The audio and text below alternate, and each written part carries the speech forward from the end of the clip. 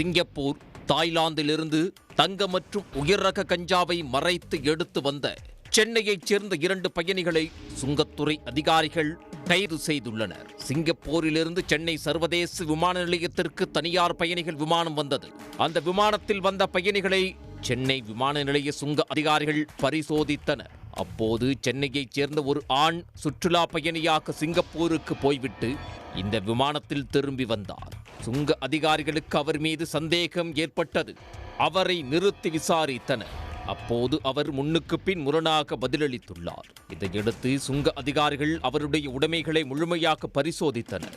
உடைமைகளில் எதுவும் இல்லை. ஆனாலும் சந்தேகம் தீராமல் அவரை தனி அறைக்கு அழைத்துச் சென்று முழுமையாக பரிசோதித்தனர். அப்போது அவருடைய உள்ளாடைக்குள் மறைத்து வைத்திருந்த பார்சலில் தங்க கம்பிகளை செயின்கள் போல் வளைத்து மறைத்து வைத்திருந்ததை கண்டுபிடித்தனர். அதில் 700 கிராம் தங்கம் இருந்தது. அனைத்தும் 24 கேரட் தங்கம்.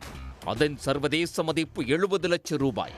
இதையடுத்து சுங்க அதிகாரிகள் தங்கத்தை பறிமுதல் செய்ததுடன் பயணியையும் கைது செய்து விசாரணை நடத்தி வருகின்றனர்.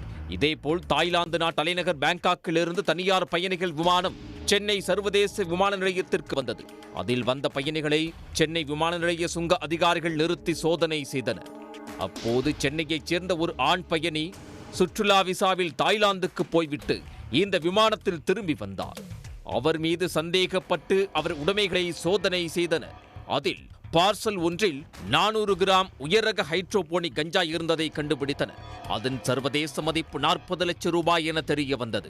இதையடுத்து சுங்க அதிகாரிகள் உயர்ரக கஞ்சாவை பறிமுதல் செய்து போதைப் பொருளை கடத்தி வந்த பயணியை கைது செய்தனர். சென்னை விமான நிலையத்தில் சுங்க அதிகாரிகள் நடத்திய சோதனையில் அடுத்தடுத்து சிங்கப்பூரிலிருந்து கடத்தி வரப்பட்ட 1,05 லட்சம் ரூபாய் மதிப்புடைய தங்கம், தாய்லாந்து நாட்டிலிருந்து கடத்தி வரப்பட்ட உயர்ரக கஞ்சாவை பறிமுதல் செய்து சென்னையைச் சேர்ந்த 2 பயணிகள் கைது செய்யப்பட்ட சம்பவம் பரபரப்பை ஏற்படுத்தியுள்ளது.